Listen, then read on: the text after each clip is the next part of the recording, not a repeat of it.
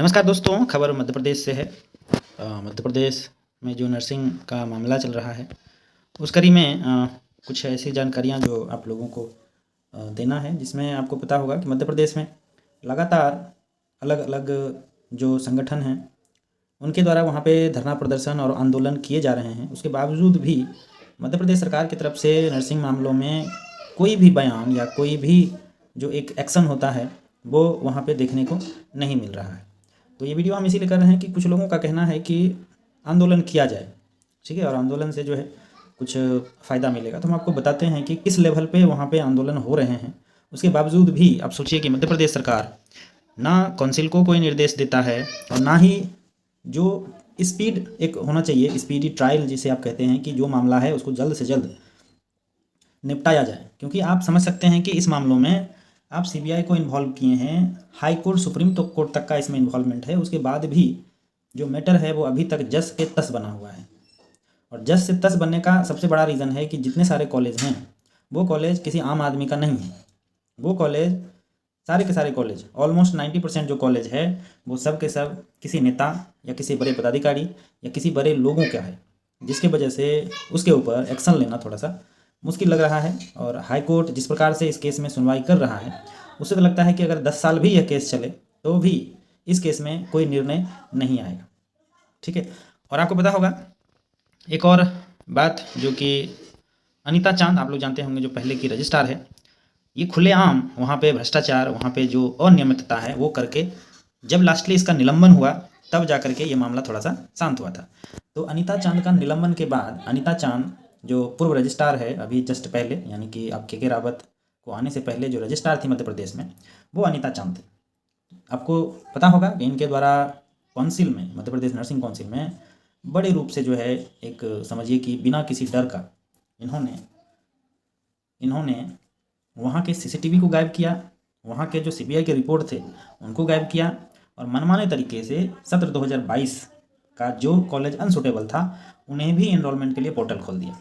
आप समझिए कि किस लेवल पे ये काम कर रही थी। जब इनको पता चला कि अब हम निलंबित होने वाले हैं तो इन्होंने क्या किया कि ऑफिस से कुछ सारे डॉक्यूमेंट्स और वहाँ का जो सीसीटीवी लगा हुआ था, सीसीटीवी का फुटेज भी गायब हो गया। लेकिन हालात जस के तस बने हुए हैं। ये खबर है, आप यहाँ पे देखिए, कल परसों की है ये खबर, जिसमें इन्होंने एक, जब इसका निलंबन हुआ था तो निलंबन मतलब कि इनको हटा दिया गया है और इनको घर पे बैठा दिया गया है, किसी भी विभाग में इसको अभी पदस्थापित नहीं किया गया। तो इसको हटाने के लिए ये हाईकोर्ट पहुंची और हाईकोर्ट में इन्होंने एक याचिका लगाया कि हमारी गलती नहीं है, या अपना जो भी पक्ष इनको रखना था वो अपना पक्ष रखी, और राहत का उम्मीद जो है ये कोर्ट से रखी थी। लेकिन कोर्ट ने साफ इनकार कर दिया कि आपका जो निलंबन है, यानी हमने जो आपको सस्पेंड किया है वो सही किया है और उसमें किसी प्रकार का राहत हम आपको नहीं देंगे, ठीक है। अब यहाँ पे मामला यही था कि जब ये रजिस्ट्रार नहीं थी, जब एक कॉलेज की प्रिंसिपल थी, तो वहाँ रहते हुए भी इन्होंने बहुत सारे कॉलेजों का जांच किया था, ठीक है, इंस्पेक्शन किया था, और इनके द्वारा जो कॉलेज इंस्पेक्शन हुए थे वो भी फर्जी कॉलेज था। फर्जी कॉलेज का इंस्पेक्शन करके उसको ओके रिपोर्ट दे दिया गया और फिर उसके मान्यता मिल गया, और उस मान्यता प्राप्त कॉलेज में हम जैसे लोग, जो हम बच्चे हैं मध्य प्रदेश में, वो वहाँ जा करके पढ़ रहे हैं। तो लास्टली यहाँ पर गलती किसका है? वहाँ के पदाधिकारियों का है, आईएनसी का है। इंडियन नर्सिंग काउंसिल से मध्य प्रदेश में बहुत सारे कॉलेज जो कि एफिलेटेड थे, लेकिन यहाँ पे जो भुगतना पड़ रहा है वो सिर्फ और सिर्फ स्टूडेंट को भुगतना पड़ रहा है। आप समझिए कि जो 19 का सत्र है या 20 का सत्र है, तो बच्चों ने आईएनसी का लिस्ट देखा, मध्य प्रदेश ने जो एफिलिएशन लिस्ट जारी किया था वो लिस्ट देखा, तब जा करके मध्य प्रदेश में एडमिशन लिया इन्होंने। अब जब एडमिशन हो गया तो जो भुगत रहे हैं, जो स्ट्रेस है, जो मानसिक तनाव है, जो पैसे की बर्बादी है, जो समय की बर्बादी है, वो सिर्फ और सिर्फ स्टूडेंट का हो रहा है। कॉलेज तो जस के तस बने हुए हैं। अगर आईएनसी ने इंस्पेक्शन करके मान्यता दिया होता तो आज ये हाल नहीं होता। अगर मध्य प्रदेश ने अच्छे से इंस्पेक्शन करके मान्यता दिया होता तो आज ये हाल नहीं होता। लेकिन जो आईएनसी के कर्मी हैं, जो वहाँ के पदाधिकारी हैं, उनको मंथली सैलरी मिल रहा है, सब कुछ मिल रहा है। मध्य प्रदेश में जो रजिस्ट्रार आते हैं, जो वहाँ के कर्मचारी हैं, उनको भी मंथली सैलरी मिल रहा है। लेकिन जो उनके द्वारा जो गलती किया गया है उसके वजह से जो छात्रों को दिक्कत हो रहा है, और छात्र के हाथ में क्या है? कुछ भी नहीं। ये तो अपने डॉक्यूमेंट्स के लिए भी तरस रहे हैं। तो आप सोचिए कि ये किस लेवल का है।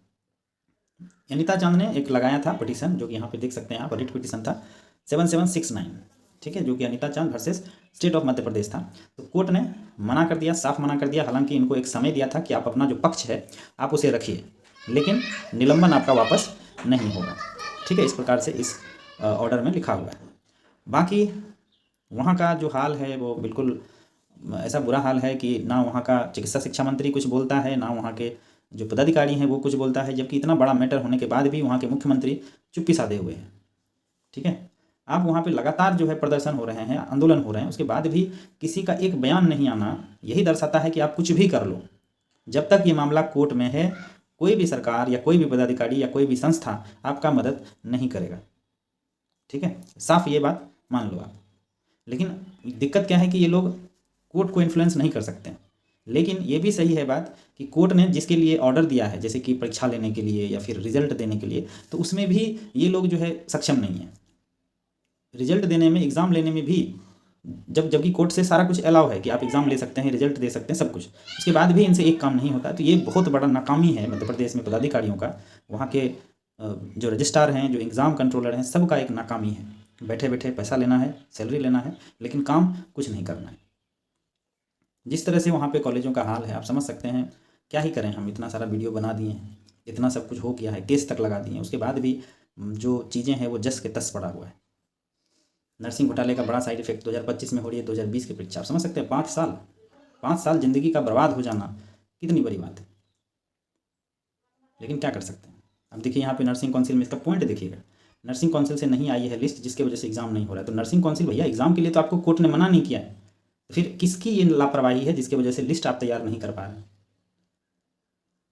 क्या बोला जाए, लोग डिप्रेस में हैं, भर्तियाँ आ रही है, लेकिन इन लोगों को कुछ नहीं पड़ा है। ठीक है, क्या करेगा। आप यहाँ पे देखिए लगातार आंदोलन हो रहे हैं। उपेंद्र गुज्जर जो हैं नर्सिंग यूनियन के, उनके द्वारा, जो रवि परमार है NSUI के, उनके द्वारा भी कई प्रकार के आंदोलन हो रहे हैं। लेकिन उसके बाद भी जो परिस्थिति है वो जस के तस बना हुआ है, कहीं कोई कुछ नहीं हो रहा। समझे, तो आखिर आदमी करे तो करे क्या, कहाँ तक क्या कर सकते हैं। आपको लगता है कि अगर करने से कुछ हो जाएगा तो फिर कोई बात है कि हाँ चलो भाई आंदोलन करते हैं। उपेंद्र भाई के द्वारा वहाँ पे आप समझो कि हड़ताल किया गया था, रात में भी दिन में भी, अनिश्चितकालीन हड़ताल, लेकिन उसके बाद भी कहीं कुछ कोई फ़ायदा नहीं हुआ। आश्वासन जैसे ही मिलता है लोग हट जाते हैं, फिर वैसे की वैसे की स्थिति, जैसा स्थिति था वैसा ही स्थिति फिर वापस से हो जाता है।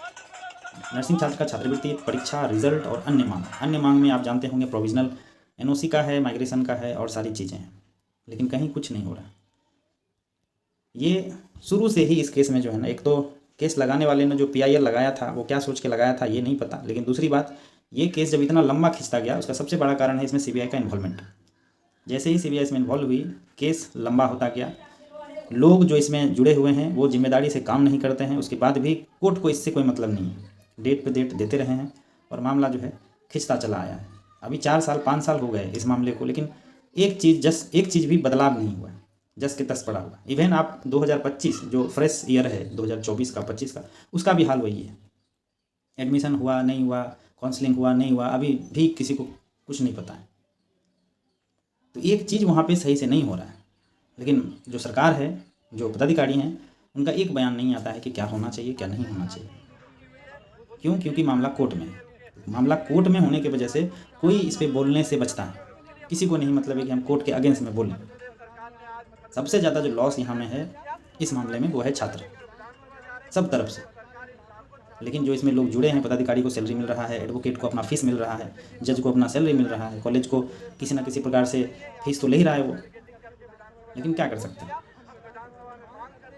आंदोलन करिए, कर सकते हैं, कोई दिक्कत नहीं है। ये विधानसभा मार्च था, लेकिन उससे कोई आउटपुट निकले तभी तो बात चले कि हाँ आंदोलन करने से हमें कुछ फ़ायदा हुआ। आप आंदोलन करिए, घर चले जाइए, कुछ भी नहीं होता। अभी 1 अप्रैल जब आंदोलन हुआ था लास्ट टाइम, तो 1 अप्रैल से इन्होंने 22-23 का एग्ज़ाम के लिए टाइम टेबल निकाल दिया, लेकिन आज लगभग 13 मार्च हो चुका है, बाकी के शेष 16-17 दिन है। क्या लगता है कि 1 अप्रैल से 22-23 का एग्ज़ाम हो पाएगा? लेकिन ठीक है, जो है क्या कर सकते हैं।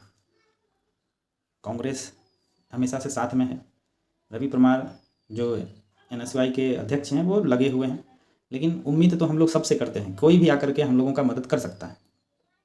लेकिन सब कुछ हो जाने के बाद भी जो चीज़ें हैं वो वहीं के वहीं पड़ा हुआ है। अभी सोचिए कि ग्वालियर से केस जब जबलपुर गया था तो हम लोगों को एक आशा मिला था। एक तो ग्वालियर में गलती हुआ कि इसमें CBI का इन्वॉल्वमेंट हुआ, मामला जो है वहाँ पे भी ख़त्म हो सकता था, लेकिन जब CBI इसमें एंट्री हुआ उसके बाद से जो है मामला लंबा हो गया। एक तो सीबीआई आपको याद होगा, सीबीआई उसको समय दिया जा रहा था 3 मंथ का, लेकिन सीबीआई जांच करने में 6 महीना लगाती है, फिर 6 महीना खत्म होता है तो फिर 3 महीना का डिमांड करता है कि हम नहीं कर पा रहे। तो जज को वहीं पे समझ जाना चाहिए था। लेकिन छात्र हित में किसी को सोचने की आवश्यकता नहीं पड़ रही है, जिसके वजह से इसमें इतना डिले हो रहा है। जबकि सब कुछ हो रहा है छात्र हित में ही हो रहा है, लेकिन समय जो बर्बाद हो रहा है उसके ऊपर किसी को कोई फर्क नहीं पड़ रहा। जो सुटेबल कॉलेज हैं, जो अनसुटेबल हैं, जो डेफिशिएंट है, सबका सब कुछ हो रहा है। एग्ज़ाम भी होते हैं, एनरोलमेंट भी होते हैं, सब कुछ होते हैं। लेकिन जो पास आउट हो चुके हैं बच्चे, उनको फंसा दिया है प्रोविजनल के नाम पे। प्रोविजनल रजिस्ट्रेशन, प्रोविजनल डिप्लोमा दे करके हाथ पैर बांध दिए। जब आपको पता था कि हम प्रोविजनल दे रहे हैं, इससे कोई फ़ायदा नहीं है, तो आप उस सर्टिफिकेट में लिख देते कि आप इस प्रोविजनल रजिस्ट्रेशन से कहीं आप जॉब नहीं कर सकते, कहीं आप हॉस्पिटल में काम नहीं कर सकते, ना इससे आप किसी हायर एजुकेशन आप पोस्ट बेसिक कर सकते, कुछ भी नहीं कर सकते। बस एक लॉलीपॉप हम आपको दे रहे हैं जो कि आपको रखना है। साफ साफ लिख देते हो सर्टिफिकेट में। लेकिन काउंसिल इतना लापरवाह है, इतना गैर जिम्मेदार है कि आप उसको फ़ोन करो, जब समस्या को बताओ तो वो पल्ला झाड़ लेता है। आखिर ये किसका निर्णय था उसमें कोर्ट नोट लगाना, प्रोविजनल लगाना? अगर था तो आपने क्यों नहीं ये समस्या को बताया कोर्ट को कि हम अगर छात्रों को दे रहे हैं प्रोविजनल तो हमको इतने समय में ओरिजिनल देना है, नहीं तो बच्चे इसका क्या उपयोग कर सकते हैं ये तो कम से कम बता देते। जब किसी पदाधिकारी को बात किया जाता है, जब उसको बताया जाता है, तो सिर्फ बोलते हैं कि हाँ ठीक है हम आपका मदद करेंगे, आश्वासन मिल जाता है, लेकिन होता कुछ नहीं है। तो फ्रस्ट्रेट हो चुके हैं बहुत सारे लोग। आपको पता है बहुत सारे लोग आपका आईजीएमएस में पोस्ट बेसिक में एडमिशन लिए हुए हैं, वहाँ पे माइग्रेशन का डिमांड हो रहा है, लेकिन माइग्रेशन नहीं मिल रहा। आप सोचिए कि जिन्होंने 1.5 लाख रुपया जमा करके पोस्ट बेसिक में एडमिशन ले लिया और उनको माइग्रेशन नहीं मिलेगा, तो आप उसका जो मानसिक स्थिति है आप समझ सकते हैं क्या होगा। किसी को जॉब मिला है 30,000 का, 35,000 का, चाहे वो प्राइवेट ही हो। अब वहाँ पे 2 महीना 3 महीना काम करने के बाद उनसे मांगा गया कि आप अपना जो रजिस्ट्रेशन है वो हमको डेली ट्रांसफ़र करा के दीजिए, लेकिन आप नहीं करवा पा रहे हैं और आपको वहाँ से जॉब से हटाया जा रहा है। आप सोचिए उसका मानसिक स्थिति क्या होगा। सबसे बड़ी बात, बिहार में अभी वैकेंसी आने वाली है, वो भी परमानेंट, जिसका सैलरी आपको 70 से 75 हज़ार रुपये महीना का है, लेकिन आप उसके लिए एलिजिबल नहीं है क्योंकि आपके पास बिहार का रजिस्ट्रेशन नहीं। आप सोचिए कि उस छात्रों का क्या मानसिक स्थिति हो सकता है। लेकिन कोई इस पर बात नहीं करेगा क्योंकि उनको तो सैलरी मिल रहा है, जो सुविधाएं मिल रही है, सब कुछ मिल रहा है, लेकिन कहीं कुछ नहीं हो रहा। तो आप सोचिए कि जब इतना सारा कुछ हो रहा है, उसके बाद भी, आंदोलन होने के बाद भी अगर कहीं कुछ नहीं हो रहा है, तो आप लोग क्या करोगे? एक बार हमें आप ज़रूर बताना क्या करना चाहिए। आप कोर्ट जाते हैं तो कोर्ट से भी समय दे दिया जाता है कि रिस्पॉन्ड करिए, रिस्पॉन्ड करने के बाद हम कुछ करेंगे। वहाँ से भी रिस्पॉन्ड मिलने के बाद जिनको रिस्पॉन्ड करना होता है वो जवाब तक नहीं देते। क्या कर सकते हैं बताओ? आप दोबारा कोर्ट जाते हैं तो फिर उसमें समय का समय ही तो नहीं है। आप दोबारा कोर्ट जाते हैं, दोबारा फिर आपको समय देना पड़ेगा। ठीक है, बाकी एक बस यही था कि जो चल रहा है वो हम आपको एक बार अवगत करा दिए हैं। बाकी आगे जैसे कुछ होगा हम आपको ज़रूर बताने का प्रयास करेंगे। इस वीडियो में फ़िलहाल इतना ही है, फिर बताएंगे जैसा कुछ होगा अगले वीडियो में। तब तक के लिए आप सबका धन्यवाद और आप सभी को बहुत बहुत शुक्रिया कि आपने इस चैनल को बहुत ही कम समय में 15,000 सब्सक्राइबर का एक परिवार बनाया है। इसके लिए आप सभी को बहुत बहुत धन्यवाद। जिन्होंने अभी तक चैनल को सब्सक्राइब नहीं किया है ज़रूर सब्सक्राइब कर लें, ताकि आपको भी नर्सिंग से जुड़े हुए जानकारी आप तक पहुंच सके। ठीक है दोस्तों, थैंक यू, धन्यवाद।